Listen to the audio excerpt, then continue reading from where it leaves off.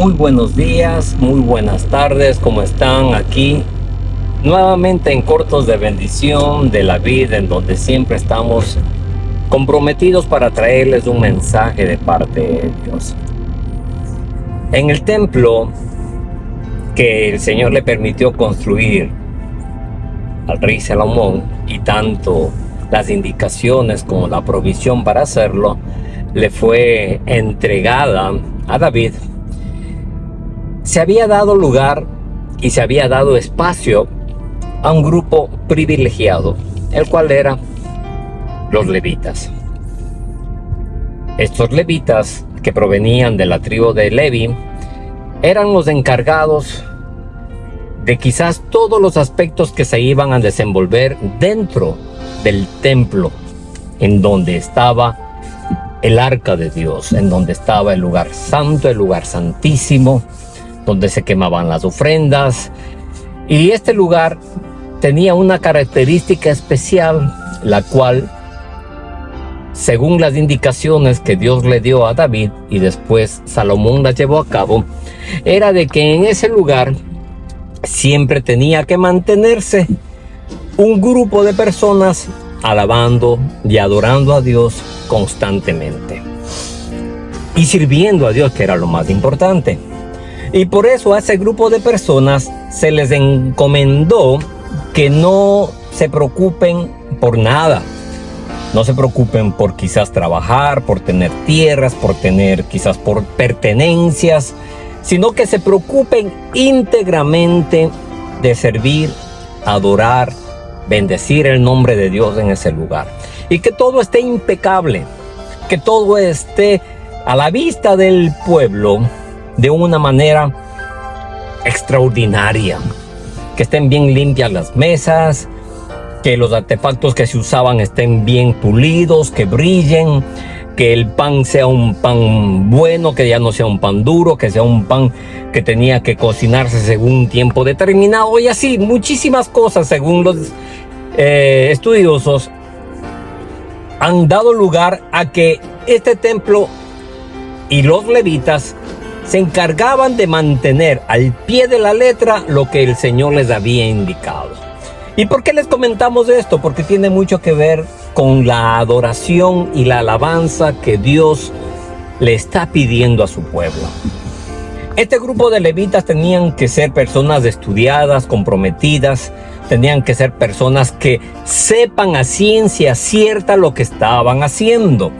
Había establecido el Señor a través de escritos lo que ellos tenían que seguir y no podían desviarse, aunque lamentablemente después de un tiempo eso se dejó de hacer, o los que lo hacían de una manera sumamente equivocada, tergiversando completamente lo que la adoración representaba en ese lugar santo. Santo, santo, santo es el Señor, dicen que los ángeles claman arriba en el cielo constantemente. Y esa nube, esa Shekinah que se dice, descendía en ese lugar y los visitaban cada vez que la adoración subía. Pero hay algo importante que hay que reconocer. Ese grupo de levitas, los sacerdotes también establecidos, los personajes que tenían quizás la tarea de leer una vez en su vida un pasaje de la Biblia, después de eso explicarlo y ministrarlo a los que lo estaban escuchando. Y todo eso se desenvolvía en un ambiente de orden, de respeto, más que todo un momento solemne en donde sabían que Dios estaba presente ante ellos. Ok, hasta ahora todo bien. E Israel lo hizo y lo sigue haciendo y lo seguirá haciendo hasta el regreso de nuestro Señor Jesucristo. Pero hay una diferencia que nosotros tenemos que marcar. Todos esos personajes que lo hicieron determinando quizás una regla escrita por el hombre, dictada por Dios, claro está, pero tenía que ser escrita por el hombre, dada por el hombre, y más que todo, revelada por el hombre. Y lo hacían bien. Hubo sacerdotes que quizás se equivocaron, como ellos, Elí y sus 2 hijos, que ellos no hicieron lo que tenían que hacer, sino que imagínate, ellos en un momento dado hasta fornicaban dentro del templo, robaban las ofrendas, robaban todos los diezmos que la gente venía a dejar en ese lugar. Pero todo estaba determinado en un rango humano, en un rango natural. Y cuando nuestro Señor Jesucristo desciende, nos visita, muere, resucita, toma el lugar de todos esos sacerdotes y de todos esos levitas que hasta ese momento realizaban una obra natural, una obra física, porque ninguno de ellos estaban siendo guiados por el Espíritu Santo de Dios. Aunque el Espíritu Santo de Dios dio muchas indicaciones, muchas de estas indicaciones no eran tomadas en cuenta. Si se equivocaban, solamente cogían quizás un cordero, una palomita o un trigo de harina y le pedían perdón al Señor, y hasta ahí llegaba. Pero cuando el Señor Jesucristo viene y toma el lugar como el sumo sacerdote, queda establecido un sacerdocio espiritual. Qué importante es saber esto. Queda establecido un sacerdocio espiritual, y ahora la revelación ya no tiene que venir de parte del hombre para que tú le alabes al Señor, para que tú le honres al Señor. Esa revelación tiene que venir de parte del Espíritu Santo.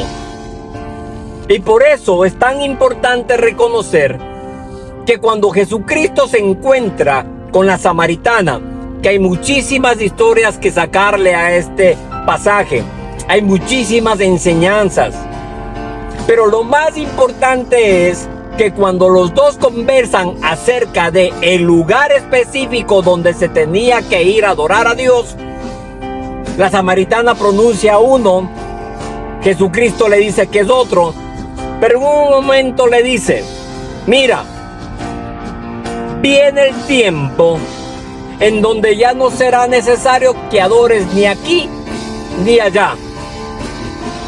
Podrás adorar en donde tú quieras. Estamos explicándolo. No te preocupes de llegar a Jerusalén. No te preocupes de establecerte en Samaria. No te preocupes quizás de irte a Roma. No te preocupes quizás de irte a Washington, donde te han dicho que ahí se adora mejor al Señor. No te preocupes de ir a la capital de tu país. No te preocupes de ir a un lugar determinado a adorar al Señor, porque la adoración natural que fue establecida por todos estos personajes antes de Jesucristo quedó anulada, porque nadie tiene la capacidad en el universo entero de poder ocupar el lugar de nuestro Señor Jesucristo como nuestro sumo sacerdote.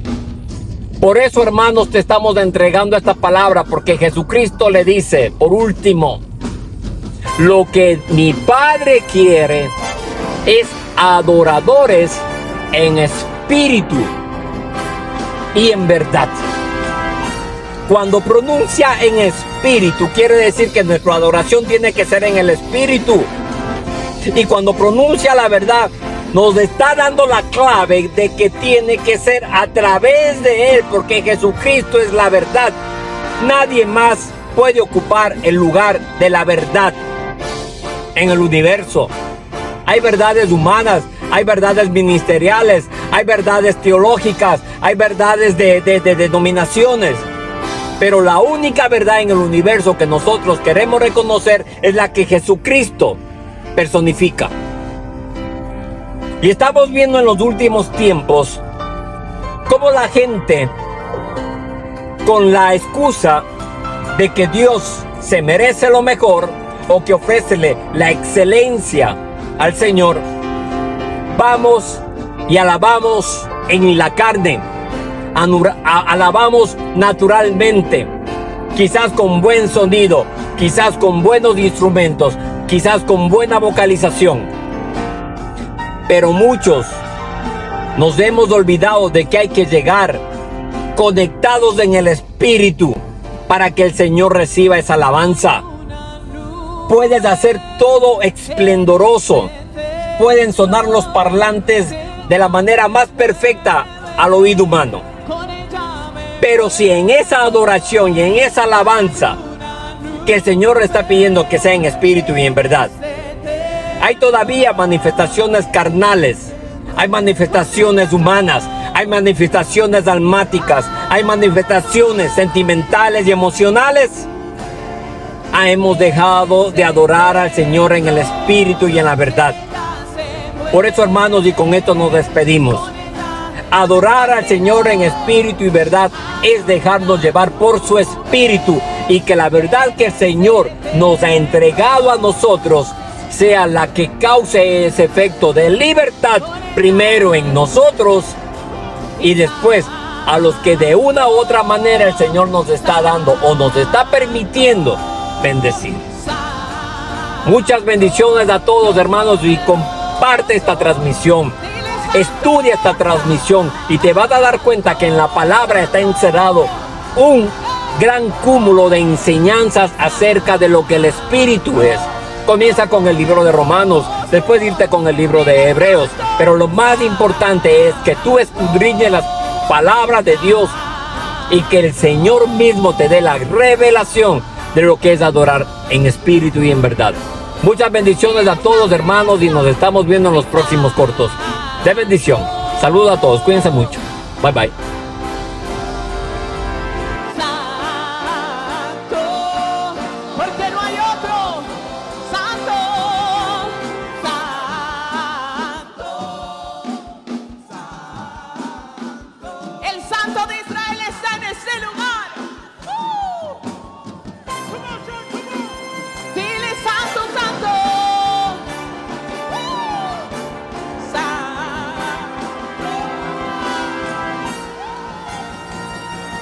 Dios